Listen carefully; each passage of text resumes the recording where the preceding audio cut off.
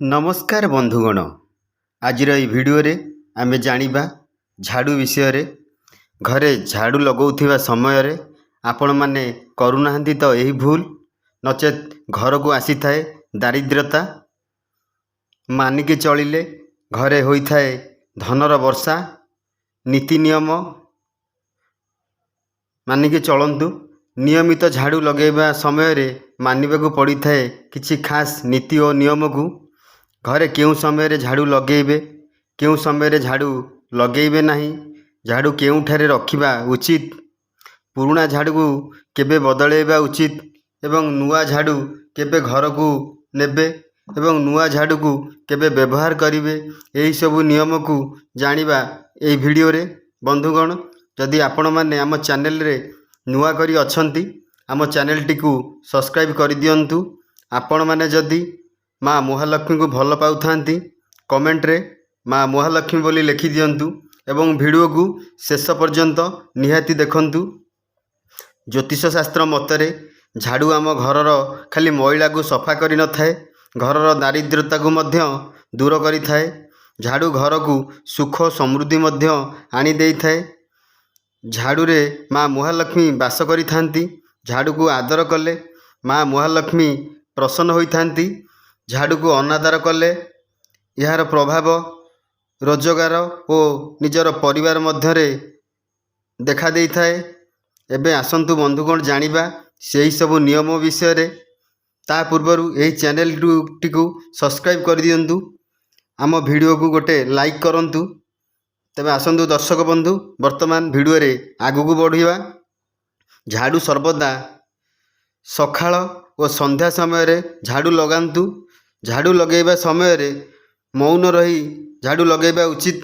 कथावार्ता न करी झाड़ू लगांतु। गपसप करी झाड़ू लगाइले माँ महालक्ष्मी असंतुष्ट होई थांती। झाड़ू रे गोड़ बाजिले माँ महालक्ष्मी रोष करि थांती। तेणु जदि जानतरे हेउ कि अजाणतरे झाड़ू रे आपणकर गोड़ बाजी जाई थाए, तेबे तुरंत झाड़ू को आपण माने विष्णु होंतु, माँ महालक्ष्मी को क्षमा प्रार्थना मागंतु। तेबे दर्शक बंधु आसंतु एही वीडियो रे आगु को किछि जानिबा झाड़ू विषय रे आउरी अधिक किछि। झाड़ू लगेबा समय रे यह ध्यान दबा उचित कि जेमिति झाड़ू रे गोड़ न बाजिबा उचित। झाड़ू रे गोड़ बाजिले माँ महालक्ष्मी ऋषि की घर छाड़ी चली जाई थांती। तेणु ज्योतिष शास्त्र रे उल्लेख करा जायछि कि झाड़ू करिबा समय रे सर्वदा ध्यानर सहित झाड़ू करंतु। कथावार्ता न करी झाड़ू करंतु, कारण झाड़ू करिबा समय रे कौनसी दरकार कागज पत्र प्रति विशेष ध्यान दियंतु। आपण माने झाड़ू दबा समय रे जदि अन्य मनस्करे झाड़ू करिकी घरर कौनसी दायित्व कागज पत्र पळाए, या परवर्ती समय रे आपण मानको बहुत असुविधा रे पकई थाए। तेणु जेतेबेले आपण माने घरर झाड़ू करूचंती, तेणु ध्यानर सहित सतर्कता सहित झाड़ू करंतु। एबे जानिबा झाड़ू लगेबार सठिक समय। तेबे आसंतु दर्शक बंधु जानिबा सूर्य उदय पूर्वरु अबा सूर्योदय समय रे आपण माने झाड़ू करि परिबे एवं सूर्य उदय पर झाड़ू लगेइले माँ महालक्ष्मी रोष होइकी घर छाड़ी चली जाई थांती। एवं संध्या समय रे सूर्यास्त पूर्वरु अबा सूर्यास्त 10 मिनिट भितरे झाड़ू लगेबार विधि विधान रहिछि। भूल रे भी संध्या परे बा राति रे झाड़ू लगांतु नाही, कारण यही समय रे झाड़ू कले बहुत क्षति होता है। आपणकर परिवार को दारिद्रता माड़ी आसी थाए। आपणक घरे अभाव अनटन देखा देई थाए। माँ महालक्ष्मी रोष करि थांती। तेणु आपण माने संध्या धूप परे आउ घरे झाड़ू लगांतु नाही। जदि कौनसी कारणरू राति रे झाड़ू करने पड़ी थाए, तेबे घरर अलिया को घरर कौनसी एक निर्दिष्ट कोण रे रखी दियंतु एवं ता परदिन सखाळे बाहर नहीं पकई दियंतु, कारण राति समय रे घरर अलिया बाहर को काढ़िले माँ महालक्ष्मी रोष करि थांती एवं माँ महालक्ष्मी घर छाड़ी चली जाई थांती। राति समय रे आपण माने घरे पोछा लगेई पारिबे, किंतु झाड़ू करिबाटा अनुचित। एबे जानिबा झाड़ू को समय रे लगेबे नाही। घरे संध्या दबा परे, पूजा करि सारिबा परे, खाद्य खाई सारिबा परे घरे ଘରେ ଝାଡ଼ୁ ଲଗାନ୍ତୁ ନାହିଁ। ଘରେ ଲୋକ କାମକୁ ବା କର୍ମକୁ ଯିବାର କିଛି ସମୟ ପରେ ଝାଡ଼ୁ ଲଗାନ୍ତୁ ନାହିଁ, କାରଣ ତାଙ୍କର କର୍ମ ଅସଫଳ ହେବାର ଥାଏ। ଯଦି ଆବଶ୍ୟକ ତେବେ ଘର ଲୋକ ବାହାରକୁ ଯିବାର 2ରୁ 3 ଘଣ୍ଟା ପରେ ଝାଡ଼ୁ ଲଗାଇବା ଉଚିତ ଏବଂ ଘରକୁ ଆସିଥିବା ଅତିଥି ଯିବା ପରେ ପରେ ତୁରନ୍ତ ଝାଡ଼ୁ କରନ୍ତୁ ନାହିଁ। ଅତିଥି ଆପଣଙ୍କ ଘରୁ ଯିବାର 2-3 ଘଣ୍ଟା ପରେ ଆପଣମାନେ ଆପଣଙ୍କ ଘରକୁ ଝାଡ଼ୁ କରିପାରିବେ। ତେବେ ଆସନ୍ତୁ ଦର୍ଶକ ବନ୍ଧୁ, ଭିଡ଼ିଓରେ ଆଗକୁ ବଢ଼ିବା, ଆହୁରି ଅଧିକ କିଛି ଜାଣିବା ଏବଂ ଘରେ କୁଣିଆ ଆସିଥିବା ସମୟରେ ମଧ୍ୟ ଝାଡ଼ୁ ଲଗାନ୍ତୁ ନାହିଁ। ଘରେ କେହି କାନ୍ଦୁଥିଲେ ଝାଡ଼ୁ କରନ୍ତୁ ନାହିଁ, ଅବା ଘରେ ଝଗଡ଼ା ଲାଗିଥିବା ସମୟରେ ଝାଡ଼ୁ ଲଗାନ୍ତୁ ନାହିଁ। ତେବେ ଜାଣିବା ଘରର କେଉଁ ଦିଗରୁ ପ୍ରଥମେ ଝାଡ଼ୁ କରିବେ ବା ଝାଡ଼ୁ କରିବା ଆରମ୍ଭ କରିବେ।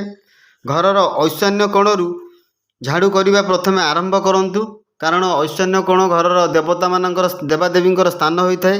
ଯଦି ଆପଣମାନେ ଝାଡ଼ୁ ଲଗାଉଛନ୍ତି, ପ୍ରଥମତଃ ଘରର ଈଶାନ୍ୟ କୋଣରୁ ଝାଡ଼ୁ କରିବା ଆରମ୍ଭ କରନ୍ତୁ ଏବଂ ଉତ୍ତର କୋଣରେ ଝାଡ଼ୁ କରିବା ଶେଷ କରନ୍ତୁ ବା ସମାପ୍ତ କରନ୍ତୁ।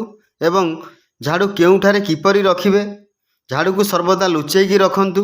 ଝାଡ଼ୁକୁ ଏଠି ସେଠି ଫୋପାଡ଼ି ଦିଅନ୍ତୁ ନାହିଁ, ଯେମିତିକି ନିଜର ଓ ଘରକୁ ଆସୁଥିବା ଅତିଥିଙ୍କର ଯେମିତି ନଜର ଝାଡ଼ୁ ଉପରେ ପଡ଼ିବ ନାହିଁ। ଝାଡ଼ୁକୁ ଭୁଲରେ ବି ଈଶାନ୍ୟ କୋଣରେ ରଖନ୍ତୁ ନାହିଁ, କାହିଁକି ନା ଏହା ଦେବାଦେବୀଙ୍କର ସ୍ଥାନ ହୋଇଥାଏ। ଝାଡ଼ୁ ରଖିବାର ଉଚିତ ସ୍ଥାନ ହେଉଛି ଦକ୍ଷିଣ କୋଣ ଓ ପଶ୍ଚିମ କୋଣ ବା ପଶ୍ଚିମ ଦିଗ ବା ଦକ୍ଷିଣ ଦିଗ। ଝାଡ଼ୁକୁ ରୋଷେଇ ଘରେ ରଖନ୍ତୁ ନାହିଁ ଏବଂ ଶୋଇବା ଘରେ ବା ବେଡ଼ରୁମରେ ମଧ୍ୟ ଝାଡ଼ୁକୁ କେବେ ବି କଦାପି ରଖନ୍ତୁ ନାହିଁ। କବାଟ କୋଣରେ ଝାଡ଼ୁକୁ ଲୁଚାଇକି ରଖନ୍ତୁ। ଝାଡ଼ୁକୁ ଜୋତା ରଖୁଥିବା ସ୍ଥାନରେ ମଧ୍ୟ ରଖନ୍ତୁ ନାହିଁ। ଝାଡ଼ୁକୁ ମୁଖ୍ୟ ଦ୍ୱାର ବା ଆପଣଙ୍କ ଘରର ଏଣ୍ଟ୍ରାନ୍ସରେ ମଧ୍ୟ ଝାଡ଼ୁ ରଖନ୍ତୁ ନାହିଁ। ଛାତ ଉପରେ ମଧ୍ୟ ଝାଡ଼ୁ ରଖନ୍ତୁ ନାହିଁ। ଏବେ ଜାଣିବା ଝାଡ଼ୁ କିପରି ରଖିବେ। ଝାଡ଼ୁକୁ ସର୍ବଦା ଠିଆ କରିକି ରଖନ୍ତୁ ନାହିଁ, ସବୁବେଳେ ଝାଡ଼ୁକୁ ଆପଣମାନେ ଶୁଆଇକି ରଖନ୍ତୁ। ଝାଡ଼ୁ ଓ ଅଳିଆ କଢ଼ାକୁ ଏକାଠି ରଖନ୍ତୁ ନାହିଁ। ଝାଡ଼ୁ ଯଦି ଓଦା ହୋଇଥାଏ ତେବେ ତାକୁ ଶୁଖେଇକି ଲୁଚେଇକି ରଖନ୍ତୁ।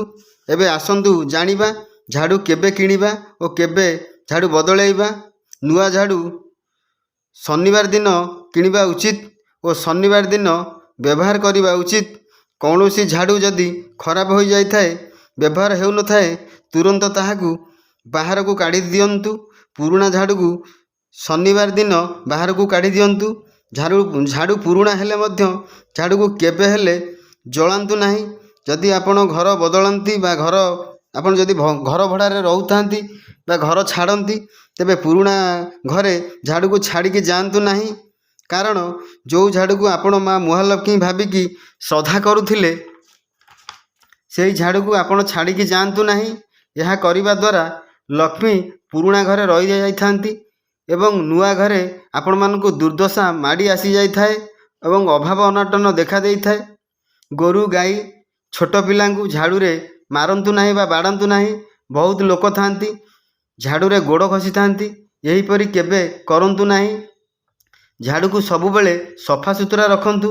ଝାଡ଼ୁକୁ ମଧ୍ୟ ଆପଣ କୌଣସି ମନ୍ଦିରରେ ଦାନ କରନ୍ତୁ, ଦେଖିବେ ଆପଣଙ୍କ ଘରେ ଧାନ ଧନ୍ୟ ପରିପୂର୍ଣ୍ଣ ହୋଇଯିବ। ମା ମହାଲକ୍ଷ୍ମୀଙ୍କର କୃପା ଆପଣଙ୍କ ଉପରେ ବନି ରହିବ। ଝାଡ଼ୁକୁ କେବେ ବି ବାହାରେ ରଖନ୍ତୁ ନାହିଁ, ନା କାହାକୁ ପୁରୁଣା ଝାଡ଼ୁ ମଧ୍ୟ ଦିଅନ୍ତୁ ନାହିଁ। ତେବେ ଦର୍ଶକ ବନ୍ଧୁ, ଆଜି ପାଇଁ ଏ ଭିଡ଼ିଓଟି ନିଶ୍ଚିତ ଆପଣମାନଙ୍କୁ ଭଲ ଲାଗିଥିବ ମୁଁ ଆଶା କରିବି। ଯଦି ଆପଣମାନେ ମା ମହାଲକ୍ଷ୍ମୀ ଭଲ ପାଆନ୍ତି ତାହେଲେ କମେଣ୍ଟରେ ମା ମହାଲକ୍ଷ୍ମୀ ବୋଲି ଲେଖିଦିଅନ୍ତୁ। ତେବେ ଦର୍ଶକ ବନ୍ଧୁ, ଆଜି ପାଇଁ ଏ ଭିଡ଼ିଓରେ ଏତିକି। ଜୟ ଜଗନ୍ନାଥ। ମା ମହାଲକ୍ଷ୍ମୀ